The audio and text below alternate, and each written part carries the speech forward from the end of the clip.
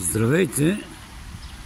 Намирам се пред съдебната палата на град Варна, където ще присъствам едно дело срещу института ВИНС град Варна, който иска да придобие собствеността на гребната база на град Варна и по този начин иска да закрие гребния спорт по града и да отвори яхтено пристанище и така нататък. Според мен това няма основание, но след малко е делото.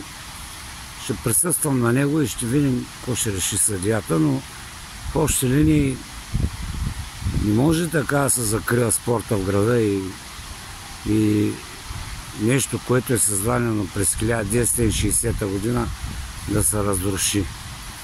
И от тази гледна точка ви казвам, че малко безотговорно, това отношение от страна на института и ректора му. Така че той решава да си прави нещо. Аз смятам, че няма основание и смятам, че съдът ще реши, че не трябва да притежава този имот. Това е, което имам да ви кажа. След това ще ви уведомя за решението. Делото от 10:30. Влизам след малко. До чуване.